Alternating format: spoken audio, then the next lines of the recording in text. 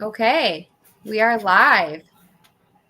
We want to thank you everyone for tuning back into our show. It is Monday, November 20th. We are a few short days away from Thanksgiving, and we have kind of one of my favorite guests to have on, new to the show. But KatieMiranda, thank you for joining us today. Absolutely. Thank you for having me and dealing with all of our technical difficulties. Yeah, we had some technical difficulties, but we're now live for sure. We're a few minutes late, but we are definitely going to get caught up uh, as much as we can. But I kind of want to start with first, you're a second generation horseman, right? Or were your grandparents involved in horse racing? No, it was really just my parents, Okay. and kind of from two very different worlds and backgrounds. And so, yeah, my sister and I kind of took after my parents, but other than that, that's it. That's all you got in the family. Okay. And so I know your dad as like Katie's dad. But before he was Katie's dad, sorry, Jimmy. Before he was Katie's dad, he rode races and he pinhooked horses, and he just is a book of knowledge as well. Were you old enough to see him ride races, or did he kind of end your career before you got old enough to kind of know what was going on? So he stopped riding before I was born. He was actually Okay. already back living in Ocala at that point, so he wasn't really riding races. I have seen him get on a horse though, but I Okay. have not. I have not seen him ride races. Okay. And then your mom, where does she come into like the horse industry? What is her kind of forte? So she was kind of the only one in her family that really dove into horses, and she was a crazy horse girl like the rest of us are as young girls. And so she really kind of did it on her own.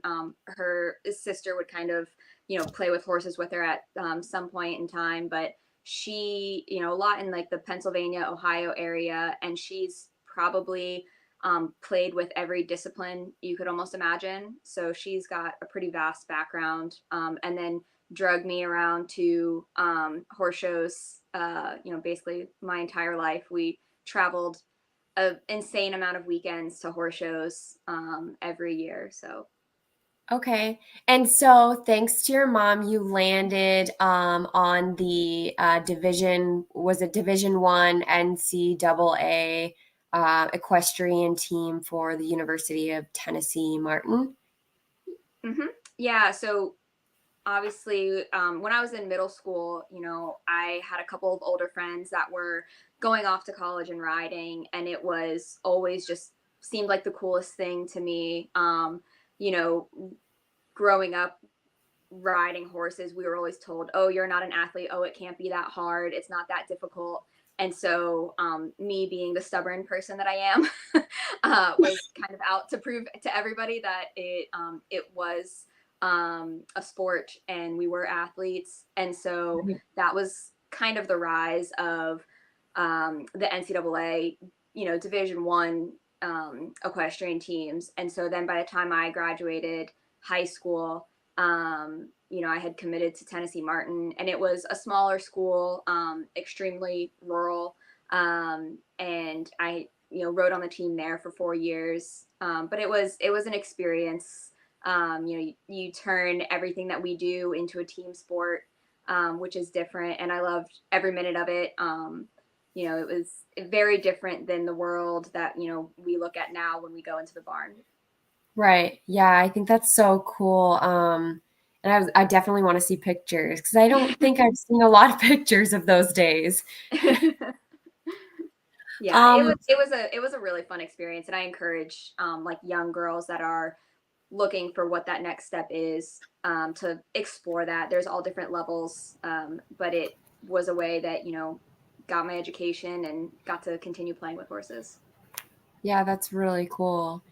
From there, you came back and you attended the University of Florida, or yeah, where Mhm. you got your degree in animal science, correct? Yep. Yep. Yeah. So I finished. I did my bachelor's at UTM in biology, And kind of between my junior and senior year, I wanted to explore going to vet school.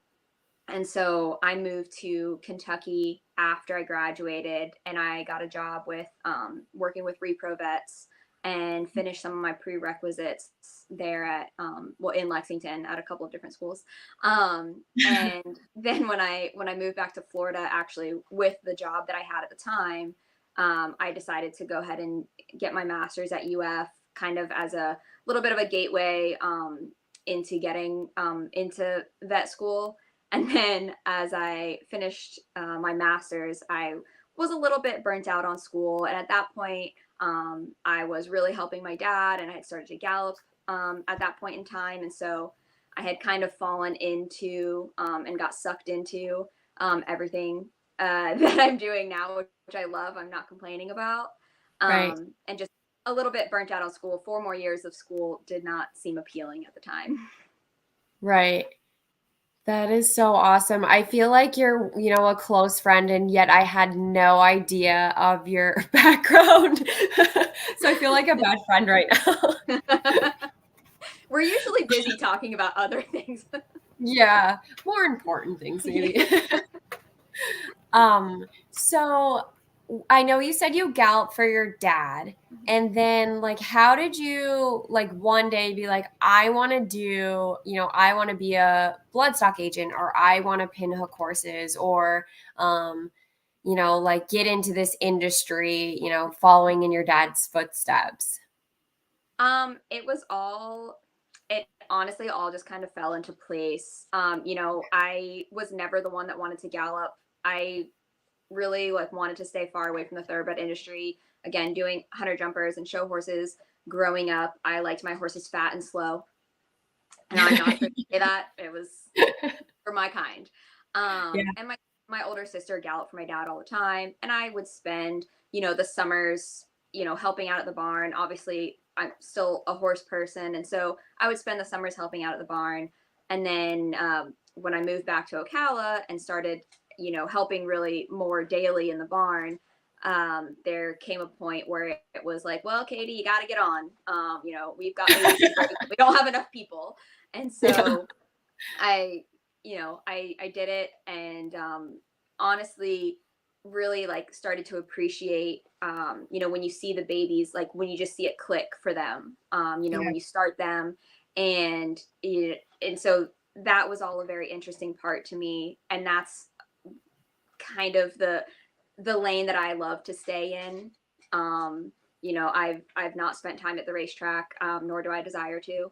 The farm is my happy place. And so as that kind of grew, and I, started doing more, with my dad, and um, he, I call it his semi-retirement, as he kind of phased out of doing what he was doing. It's kind of just made sense to keep going. Hmm. And so I did it under his banner for probably about a year, and then that's when I created White Lilac, and then started doing it, basically on my own. Luckily, I had a couple of really good clients, that followed me from my family's business, and then started, gathering my own clients and creating my own client base. Um, and it's one thing after another. It just keeps falling into place to where we are today.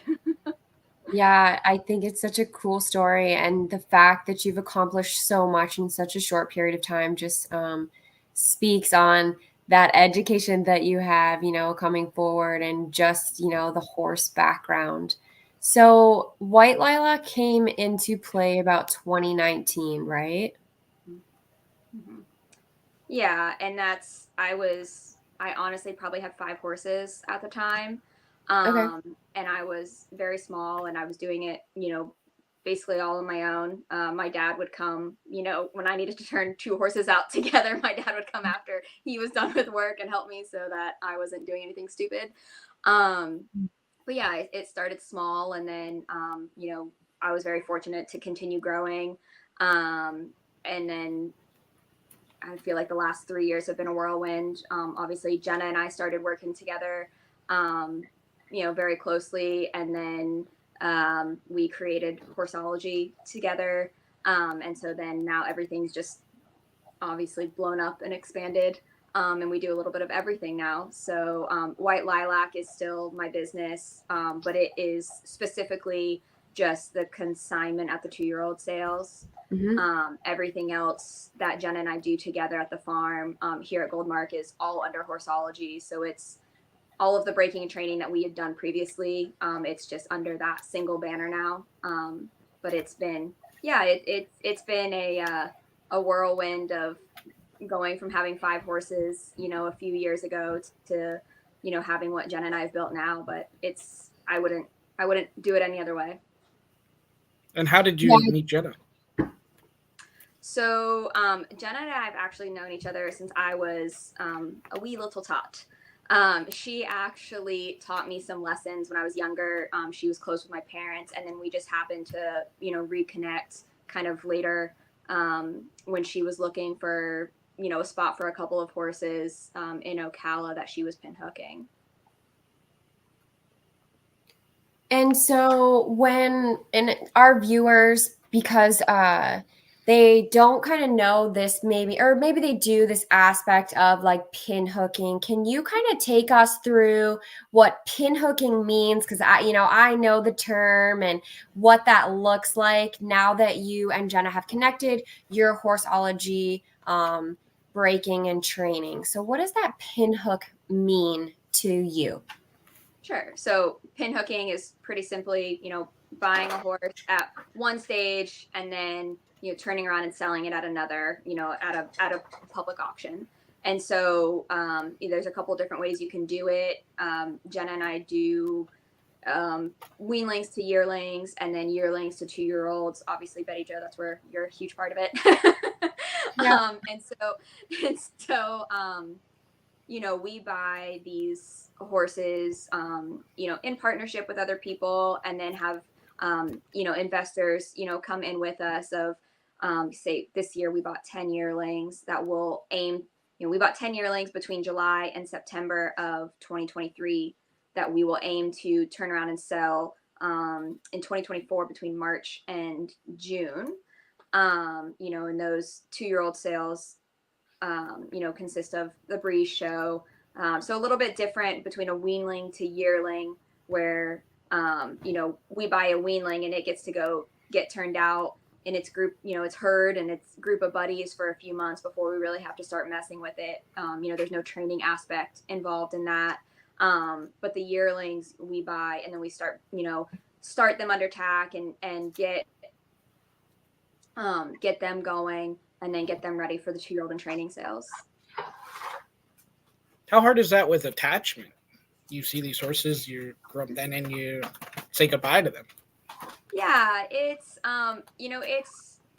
you definitely get attached to some more than others. Some you're really happy to see go to somebody else. But yeah, you definitely grow attached.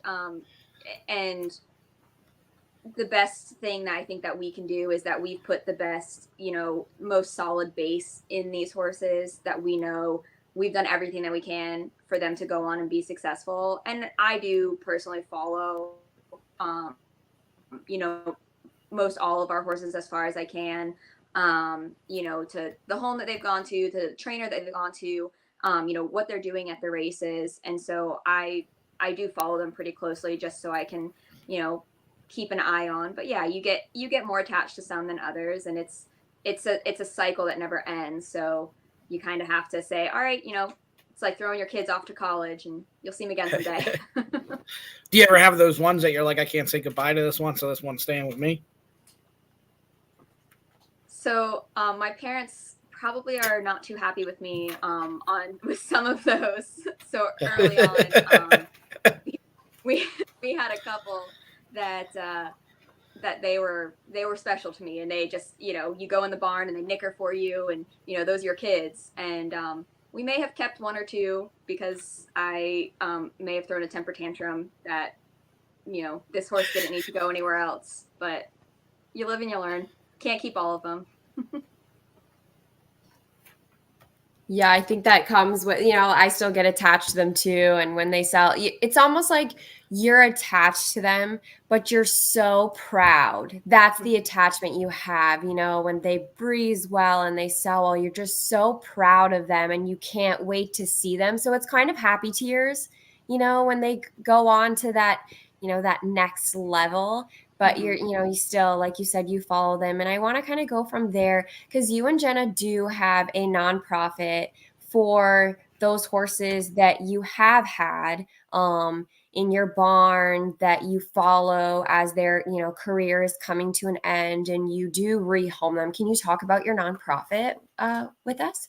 Sure. So the nonprofit is HorseOlogy Encore that Jena and I, have created. We call it our oldie field. So we do have some that are going to live out their lives with us. Maybe some older brood mares, or some that just didn't find a second job necessary, as we can say. We've got one who we lovingly call the harem boss. It's a gelding that was a stakes winner for Jena that I tried to, ride and give him a second home and a second career. And he was like, no, thank you. I like my girls, and just leave me out in the field and leave me alone. And so he's out there with a bunch of mares, and you can't turn another gelding out with him. So that's a lot of fun.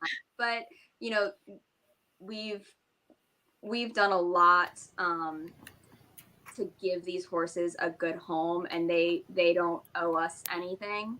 So we do have that, like I said, the oldies, some that will just come and live out their lives with us because that's the best option for them. And then we do have some that will come from the track, whether it's a one that Jena had at the track that's just ready for retirement, or maybe something that we get from an owner, a client that knows that we have the nonprofit or knows that we have the connections with rehoming. And so, we'll get some of those. Jen and I both have, show horse backgrounds, and obviously we're here in Ocala, and the show horse population is huge. And so, our contacts to be able to rehome are pretty expansive. And so, I think we've asked our owners to lean into us on that aspect of it, because so many of these owners or so many of these horses get to the end of their racing career and nobody knows what to do with them. And they're the nonprofit, all the nonprofits that are growing to help these horses. You'll see them almost around every corner now, because people are trying to do the right thing. And some of these horses are just, can't wait to get their second career going, and some of them are going to be a little bit more difficult. But yeah, that's something we've created, and we can do here out of Goldmark. And again, with some of our contacts in the horse show world, we get them placed pretty quickly. And that's something we like to follow up on too, because it's important that they have a very happy and healthy and safe second home as well. Yeah, I love that. And, you're seeing a lot more people just trying their best to, give them that second career, because they're just so versatile.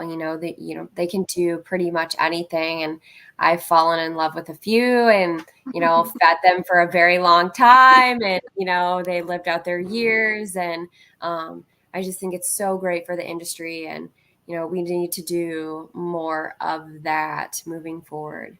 Another thing I'd like to touch on too is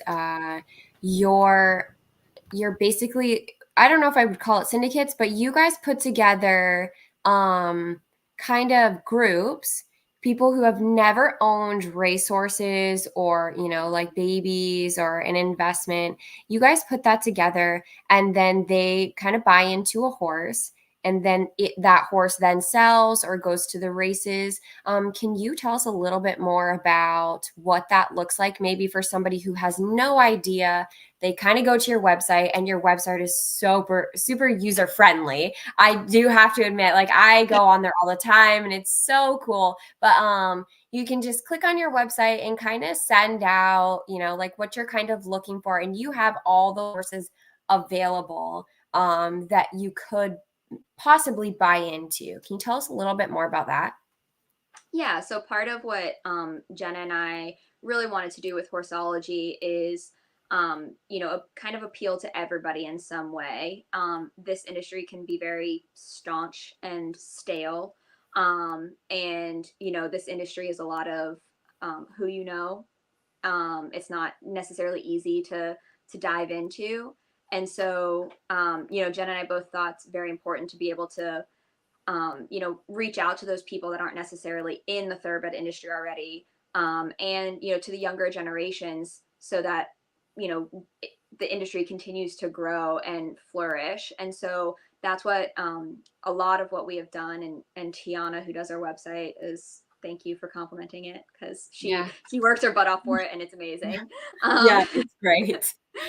So she wants to make, she loves making our website nice and fresh and young and, exciting and, like you said, user friendly. And so we have been able to appeal to, a lot of outside of the industry people, or maybe people that always thought, wow, I love watching racing. And, my granddad, always took me to the track, but then always thought I will never be able to own a racehorse. It's far too expensive. And what we do isn't syndicating, but a lot of people, you've seen, a lot of the micro share groups kind of going around, and I think people have dabbled in those a lot. And I think it's a very good way to get people, just paying attention and watching races and, watching what, how the horse, comes up and what it does, and, the ins and outs. It's not all good. It's not all bad. It's very much a roller coaster of emotions sometimes, watching your horse, get ready for the races, and then, get through all of the races. And so, just being able to appeal to, kind of the different generations. And we still have, plenty of horsemen and horsewomen that are involved in what we do. But I just think we try and take a bit of a fresh, approach to it all. Our communication and, coming to visit the farm and, our websites and our updates, just trying to do something different, because I think a lot of owners have had the same experience over and over and over again, where this gives them a little bit something different to be excited about and something new. Yeah, I really love it. I met one of your owners last year, and she was so sweet and so kind, and she was just excited. And that's what we need. We just need more excitement, like people who just want to be around horses and they just get that thrill, like just to see them gallop. And I love that your website is so appealing, because that's what we need. We need more millennials. We just need more people reaching out and getting involved. So I love that about your guys' website. And then I know that you keep on saying Jena. And obviously, to our crowd, everyone's kind of like, who's Jena? Who's Jena? So we want to say, when Katie refers to Jena, we are we are talking about Miss Jena Antonucci, trainer of Arcangelo. Is there a Jena? I don't know. Good one. I don't know. So I just want to ask you a little bit about him. I know early on in his career, he actually was with you, and Jena was there too, but with you at Nelson Jones in your training program before, as he matured and before he went to the races, kind of down to Miami with Jena's racing string. Can you tell us a little bit about having him kind of there with you? Yeah. So he came down to HorseOlogy. So it was Jena and I both, at Nelson Jones. We had him for a few months there, and he was everything that Jena has always said, very sarcastic and opinionated and a boy. And there was lots of like, oh my gosh, what are we going to do moments. But we always laugh because, to sit back and look at, how he, carried himself as a kid. Like he always knew who he was, and it was up to everybody else to, just wait for that to come out, and sit back and let it happen. But yeah, he was, he was just another kid, at the farm. But he had all the personality and all the talent even at that point in time. So yeah, he was a cool horse to have. Obviously that's a kind of a once in a lifetime experience, and maybe, hopefully not, I don't know. Yeah. Well, take us through your emotions in watching that race, or I'm guessing you watched the race on TV, the Belmont. Take us through those emotions. She was there. I was there. You were there. Okay. There you go. So this is it was actually in the middle of a 2-year-old sale, and I had like a 36-hour trip, up and back. So I was extremely, lucky to be able to make that happen. My dad and Betty Jo held down the fort for me while I escaped for 36 hours. We were missing you. Yeah, no, it was, Jena's asked me this, and because everybody, obviously this is a big question of, what was it like? And I will say I've had a little bit of a spoiled point of view of races. I'm not a race tracker, and my experience of races have always been, going to the races and going like up with the horse, being back at the barn and going up with the horse, not sitting in the stands. And so I had never been to Belmont before. I, was up there for, I think I flew up the day before. The morning of was, an experience of just how chaotic everything was outside of the bubble. Everybody asking questions. At one point, I'm sure everybody's seen the video, like I had Jena's phone and I was deemed the secretary, and her phone was blowing up in her hand, and, she had a lot of other things to deal with. But it's really cool, again, like we talked about, having him at the farm, and, all of the personality that he had, and has. And that was the first race that I had been to of his. I did not go to the Peter Pan. And so to see him kind of put his game face on and, just see it all happen. And I think we were all kind of like shaking, crying, screaming, obviously. You want to look back and say, yeah, I knew he was going to win, but I don't think nobody knows that. And then to see, I flew out, first thing the next morning to get back to Betty Jo and my dad. But, to see everything transpire after that has just been, a really cool experience, to kind of be behind the scenes of it all. And Jena and I are both pretty similar in that, like, we don't, necessarily enjoy talking about ourselves. So, it's always been for us that, like, the horses will speak for themselves, and he did.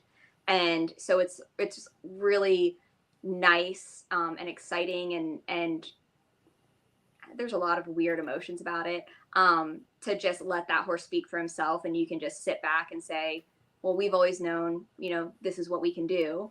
And, here it is. But, to watch the horse go through, everything that he went through, and just show up every day, to watch Jena's phone blow up, and, her have to whisk off to do interviews, that she so much loves. It's definitely shown, I think, all of us a different side of the industry.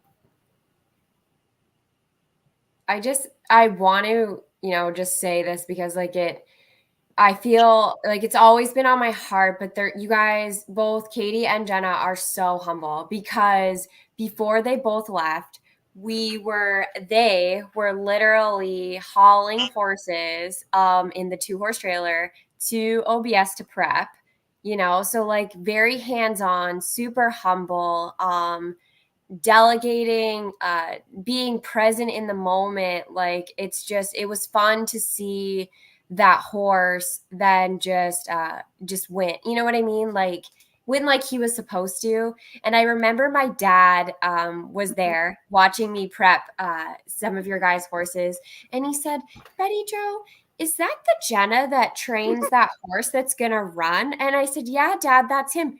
and she's driving her horses in the trailer to the sales ground to prep. And I said, yes, she is, like, so you guys are so humble and you're so hands-on. And that's what I love just about both of you. And I love being a part of the team. And not only that, you're two powerhouses, women in the industry. So yeah, I just wanted to make sure that everybody knew that, because I'm like, I need to tell people this, like they need to know. So yeah, it's been for me to watch you guys and like have him kind of full circle everything that you guys encompass has been just wonderful, awesome for me on the outside. So yeah, it's definitely been a team effort, inside the team, on the outskirts of the team, everybody that, kind of made it happen.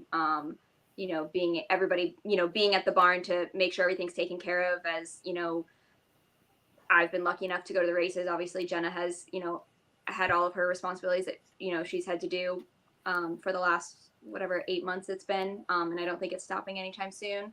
So, we're both very lucky for the team, that we have around us to make all of it, happen and make all of it worthwhile. And Jena and I still love, obviously, getting up and going to the barn every morning and, doing it all over again and getting the next one ready. Speaking of, go ahead, Sean. Well, I was going to say Jena's the one that kind of we eventually did get Jena on the show, but we got her on after the Belmont Stakes win. And we like to get people on here so people discover them before they get big. And Jena, we totally missed the boat on that. I had to be one of those people that were texting after the win instead of, before the win. Yeah, I remember coming home from breezing those horses and my dad pulled out the form, right? Because he still buys it. He's old school. And he goes, Betty Jo, that girl's horse, he's going to win. And I said, yeah, I think so too, Dad. I'm going to place a bet. So he's very nonchalant about it. That girl's horse is going to win. I said, yeah, I agree. So, but moving forward to present day, you guys have built such a strong business. So I kind of want to talk about that. How many horses do you have in training? And then maybe, do you kind of know how many would be going to the sales, the 2-year-old in training sales? Can you tell us a little bit about that? I feel like that's a trap. How busy am I going to be this season, Katie? Yes. Yeah. Ding, ding, ding. So we've got about 40 in training right now, with a handful of, kind of layups and rehabs on top of that. And then, that doesn't include, we've got six weanlings out in the field right now and a handful of mares, and then our retired crew. So most of those 40 are, yearlings coming 2-year-olds. We've only got a few older horses that are in training at the farm right now. The 2-year-old sales, Betty Jo, you're just gonna have to wait and see. We've got not only the ones that Jena and I purchased to pinhook with our owners, but we also have other owners that either have homebreds that they're gonna aim towards a 2-year-old sale, or ones that they bought to pinhook personally. So there's probably a good chunk of those ones are at least going to be aiming to a 2-year-old sale. And if they end up changing their mind or deciding otherwise, from now till then that's how it goes. That's okay too. Yeah. Do you have a favorite, maybe like one that you're kind of like, oh yeah, I know I'm really excited for this one, just so that when we interview you again, we can say, yeah, you said.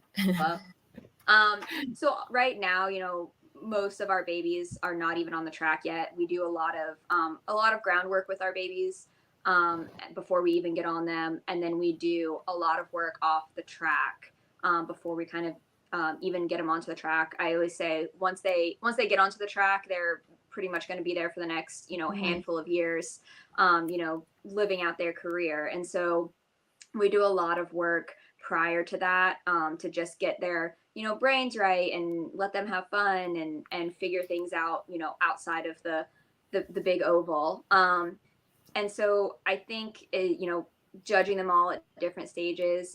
You know, we have a really nice group, again, of our pinhooks and of, you know, client horses. We're really lucky this year to have a pretty solid group.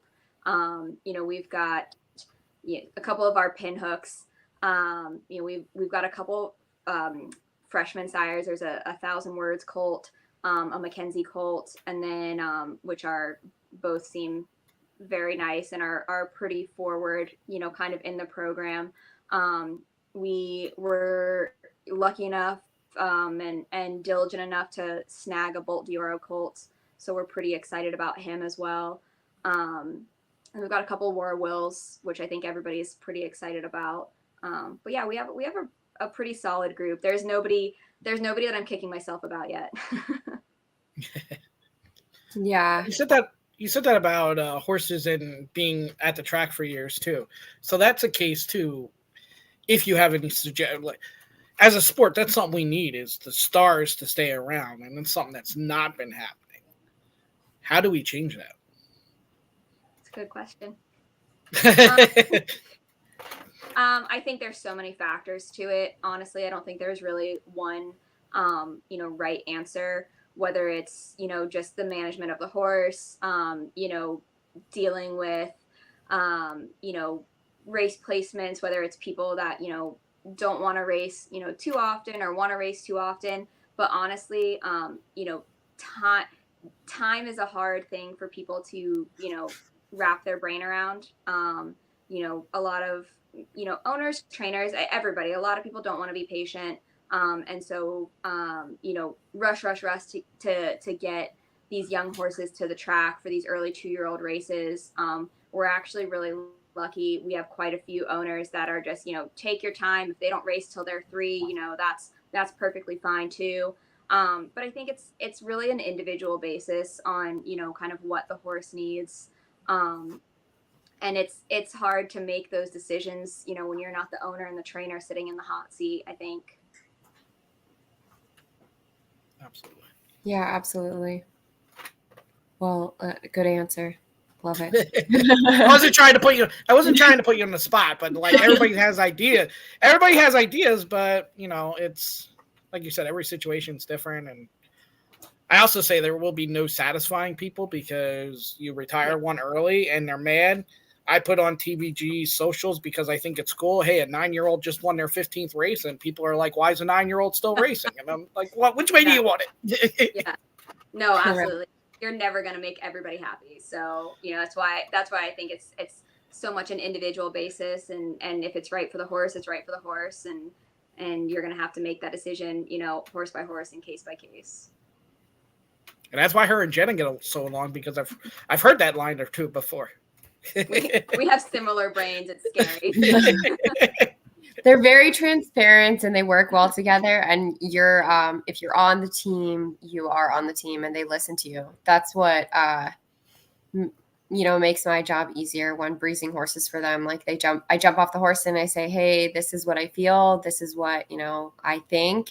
And they take that and they don't, you know, shove it off. They, you know, reevaluate, and then they come at it from a different angle. And I think that's what success, that's why it's been so successful, and it's kind of blown up just here in the last few years. So it's transparency, and you know, on your website, you can find that on your website. It's everywhere. It's everywhere, yes. So you can tune into there. But I do really want to talk about Goldmark, how you guys HorseOlogy made the transition from one training center to the other. Now you're there full time, and I've been there. It's absolutely gorgeous. Just a beautiful training facility. Can you tell us a little bit about that property and you know, how nice it is to be there? It's so quiet and just gorgeous. Yeah, no, we've been very lucky to be able to fully transition, you know, over to Goldmark now. We've actually been there for about a year. We started, you know, kind of bringing our retired horses and our broodmares over because they just had ample space for that. And then when we did that, the farm manager said, well, why don't we go look at the training barn? And so, that kind of all came into fruition, which was very nice and not exactly, something that we had planned, but it's working out and we love it there. Like you said, it's just so peaceful. We're the only thoroughbred people there. So it is actually mostly sport horse people, sport horse trainers. There's a lot of dressage horses and trainers there, but really we kind of don't get in each other's way, even though their barn's right next to ours. Everybody's very cordial, and I know some people, some thoroughbred people or some show horse people, balk at the idea of being next to another discipline, but it's worked out really nicely so far. We have ample space for all the things that we want to do kind of off the track. There's lots of kind of, I guess you could call them like the bridle trails, as some people would call them. There's the ring at the end. We've got covered arenas, which is great. They're actually building a pool because we use a pool a lot in our legging up of horses, in our rehabs and our layups, and then even in our training horses, we use a pool pretty often. And so they're building a pool for us, which is exciting. So I'm like waiting for the day that it's ready.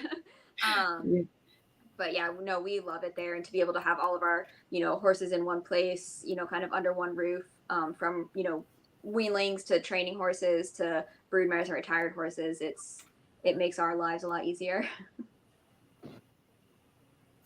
Yeah, I'm excited to see the pool because I was there this morning and they were out there working on it, and it's just, I'm sure it's going to be state of the art like the rest of the farm is. So definitely going to be a sight to see.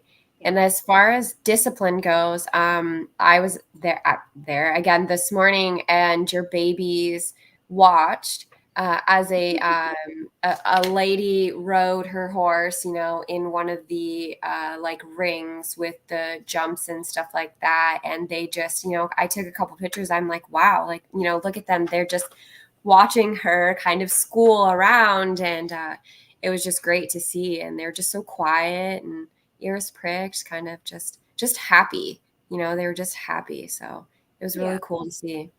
They get exposed to a lot, and I think that's, yes, it may not be a million horses on the racetrack, but they're getting exposed to so much that they're just learning to process it all, and that, nothing's really a big deal, which is excellent for us. And, even our riders at this point, they, jog the horses all around the jumps, and they don't even bat an eye at it. And so it's the entire team has adjusted, very well to it all.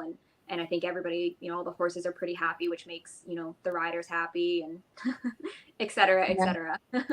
Yeah. And the track itself is nice and big and really pretty. Can you tell us a little about the training track that they have there? So it's a 3/4 mile track, and it's actually a sand track that they maintain extremely well. And so we've been really happy. It's a bit of a different surface. It's not a dirt track. It's not a synthetic track. But we've been really happy with, how our horses have come off of it and gone to the track. We had a handful of horses come off last year, go to the track. And, we had a couple 2-year-olds, and 1 2-year-old came off, had a couple breezes at the track and ran, kind of ran our eyeballs out the first time out. And so we've been really happy with how horses, young horses and older horses have come off of it. The kiddos seem to love the track, and, our riders aren't complaining yet. So yeah, we're going to keep doing what we're doing. Right. That's great. Grandma Horse Racing said, Katie the Horse Whisperer. Oh, yes. Yes, she is. If I was a horse whisperer, I feel like I'd have a lot more answers by now. Your answers are pretty stellar, though.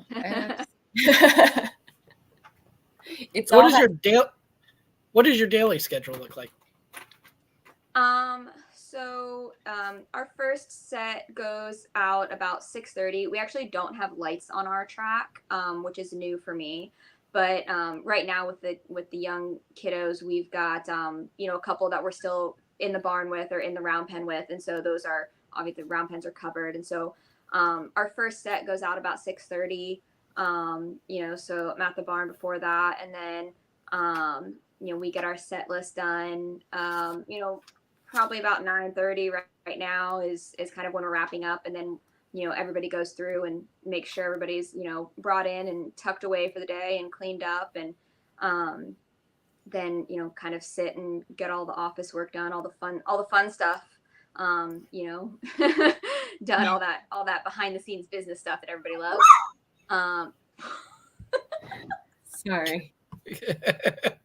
Oh gosh. The dog was agreeing. I'm just glad it was your dog. I'm glad it was your dog and not mine. But yeah, and then afternoons usually consist of kind of running whatever errands we need for the farm, or doing computer stuff, talking to clients, the usual. It's pretty same thing kind of day in, day out, but somehow still fun and exciting. And then my other question, I usually end with this, and we're probably coming closer to the end of the show. You might not have an answer for this because you've done everything in horses in school, but what do you do outside of horses? That's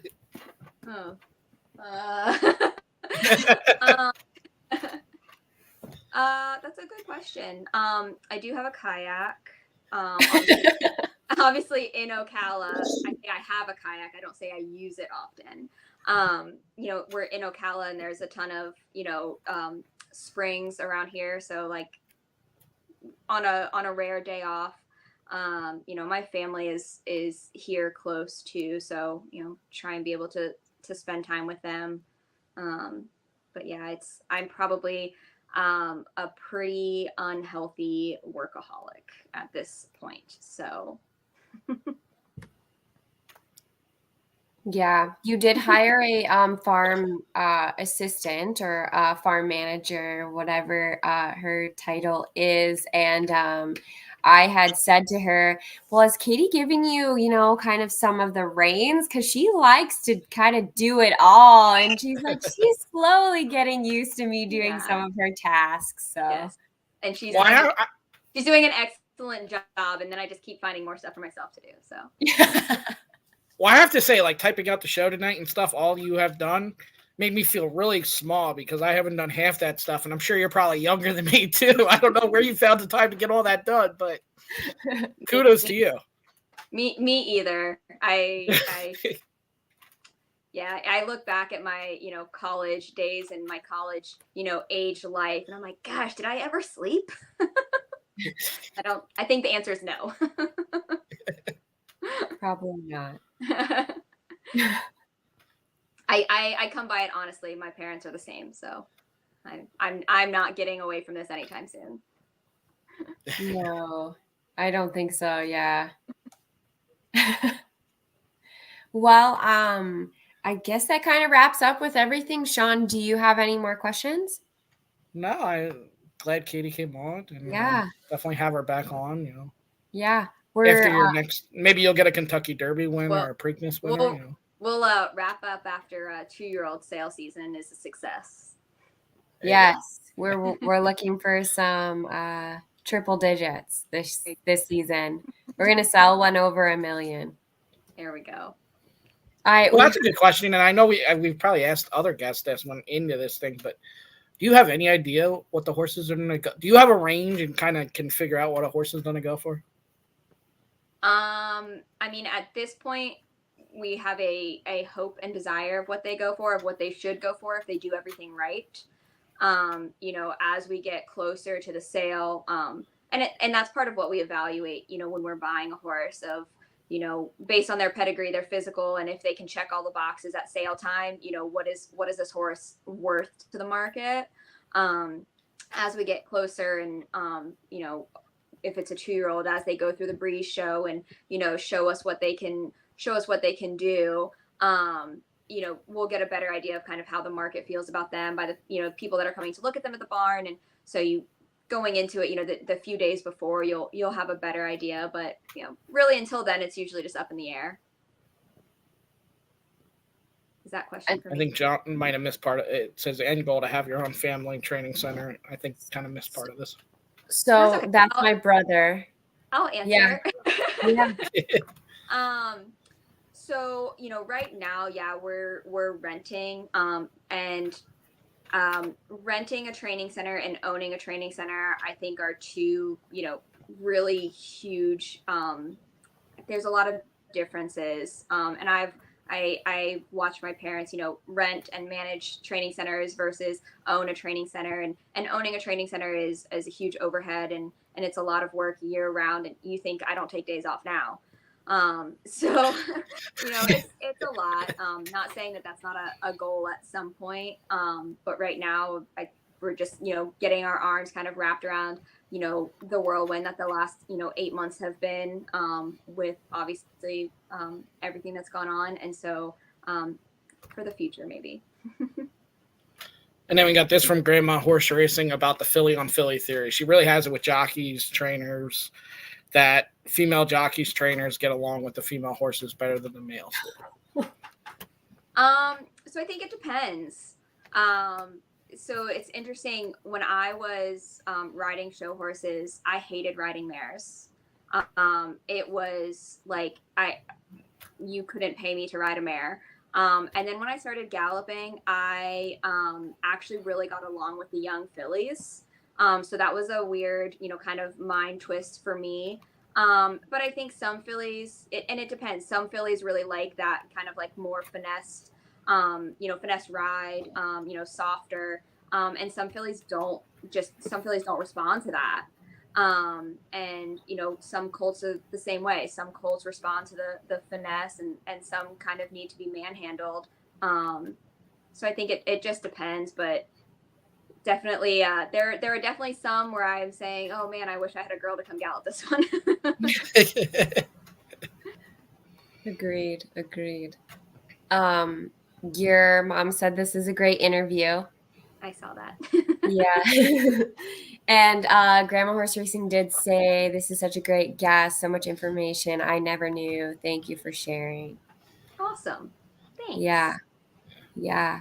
This has been really informative on all aspects, like breeding and weanlings to yearlings and stuff. So a lot of information that some of our guests have never even heard of. So you can actually find all that information on Katie and Jena's website, HorseOlogy, and we can kind of put that in the comments to the website so you can check it out. And then on that website, they have, I don't know if there's any yearlings to 2-year-olds up on there, but they have your weanlings, right, that are looking that you can buy into. Yep, everything's up there. Okay. Yeah. So what I'll do is when I share this interview tomorrow, I'll put the links to all send me all the websites and stuff, and I'll put them up there. Yeah, and you can, and if you just want to be a bystander and watch, their Facebook page gives updates daily. That's what I love about it. And people can interact on that Facebook page and kind of see, a picture of, say, Katie talked about the freshman sire Mackenzie colt that her and Jena had purchased. You can see him kind of go through his training up until the breed show. You can see all of that on their Facebook page, which is so cool. Yeah. Awesome. Yeah. We try and stay pretty up to date and active on, all of our social medias. And then, Tiana keeps the website extremely up to date. So if there's ever a question, it's probably answered somewhere on there. Yeah, just reach out because they have the answers for you for sure. Yeah. Awesome. This is so great, Katie. I'm so glad you took the time out to join us, and sorry about the technical difficulties, but this is just a great night, full of awesome answers and questions, and so detailed. I appreciate you guys having me on and making me talk about myself for an hour. Super fun. Yeah. Jena is giving us high fives. Sounds about right. Yeah. So anything upcoming, new and anything upcoming that we need to look out for, or are we just looking for 2-year-olds in training? I know Jena's off to, she just, won the award of turfdom. So that's great. And then anything upcoming before we sign off that we need to know about, or are we just looking for some March 2-year-olds in training babies? Yeah, so we obviously we just wrapped up, like you said, our weanlings are on our website. So we just wrapped up, the Keeneland November sale, and got a couple of weanlings there. We also got a broodmare there, that will, foal out, what she is in foal with, and then aim to breed her back to Archangelo. So that'll be an exciting adventure, and possibly looking like January sale. We'll be looking for maybe another mare or two if anybody's kind of looking to go down that path. We actually had more interest, honestly, than I was expecting, kind of on the broodmare side of it. But it is a extremely interesting kind of game plan, and we get to foal out what she has, and then play with that, and then maybe get an Archangelo baby. So that's probably our next thing is possibly a January OBS or January Keeneland sale. So we'll always keep up to date on our social media if that's what we're traveling or looking to do. And then after that, yeah, it's we're rocking and rolling with the 2-year-old sale season. Yeah, that's exciting. I didn't even know that you guys had purchased a mare there. I thought you just had some weanlings, so that's super exciting. And then you get to breed back to Archangelo was just even. I don't know. It's like the cake, you get to eat it too. It was so super fun. Yeah. So we're excited for that, but that's kind of what's on our agenda for the next handful of months. Okay, cool. That's so awesome. Well, thanks again, Katie. And, anybody who's watching the recording, you can find Katie, at your January sale. You can reach out on the website, check out our Facebook post. But not only that, you can follow Horse Racing Today on our Facebook page and then our YouTube channel. Don't forget to subscribe. Give us a thumbs up. Maybe you want to hear more about the breeding aspect, and reach out and let us know what you'd like to see in our upcoming interviews. Awesome. Absolutely. Thank you guys for having me. Thanks, Katie. Yeah. Happy Thanksgiving. Yeah, happy Thanksgiving. Yeah. Enjoy.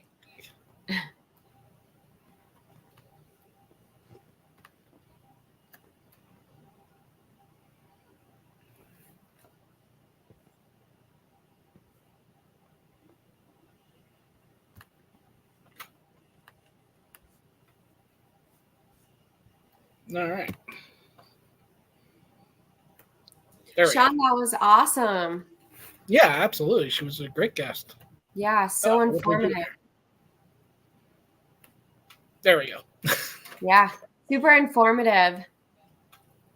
Yeah, I mean, a lot of that stuff, you come from that background. A lot of that stuff, I'm really learning a lot because I don't know much of that. So, right. Yeah, it's great. Yeah, and they're, like I said before, super humble, super transparent. If somebody has a question, reach out to Katie and Jena, and they can get the answers for you. And if you're looking to buy in to one of the horses that they have at the farm, that's something that they have on their website. So yeah. It's a great way to start, maybe owning a racehorse of some sort, a baby, a thoroughbred. So it's really cool. Yeah. And, it's funny, the Jena thing I laugh about all the time because I always try to beat before somebody's a star. I want them on here. And then all of a sudden I'm waiting in line. I'm the one that's now I'm coming after you because you won the Belmont. But really, I would have came after you anyway. You know what I mean? Yeah, but, right. It's one of those, because I hate that as media and anything, thousands of people will line up for Jena Antonucci now because she won the Belmont, but she was a good trainer before that. There's plenty of people that are good trainers before they win that big race, and nobody wants to talk to them until they do something. Of course, yeah. So yeah, so it was well deserved, but it was one of those, man, if I could have just got her before that. I felt like a hypocrite when I'm texting after the win. Right. Yeah. She was on the show, and she was. I mean, seeing as Katie here, eventually she got back to me and worked it out. So even though she was busy, she definitely got back to everybody. Yeah, and that's the great thing about her. I did an interview with her too for Canterbury, and she made time. I felt bad, like you said, and she just makes time for everybody, and it's so nice that like she can step outside and do all these interviews and still be so humble and still get the work done that she needs to get done. And it's always nice when trainers like that can take time out. Absolutely. We may or may not be here tomorrow. Don't have a guest scheduled yet. Wednesday we will have trainer Safi Joseph Jr. for the first time, so plenty to talk about with him. So that'll be an exciting show. I've met him in person a couple times at parks. I've seen him at Charlestown, a couple other places. Really nice guy. So yeah, and had tons of success, Barbados and here. So we'll find out more on Wednesday. The guys will be back tomorrow for day number 2 of Parks and the handicapping show. And you already told everybody, go follow us. Also, if you're watching, give us a like, give us a love. Costs you nothing, helps us a ton. So just hit that like button, please. And that's all we got for the night. Yeah, I think that pretty much sums up everything. So we'll see you in the winner's circle.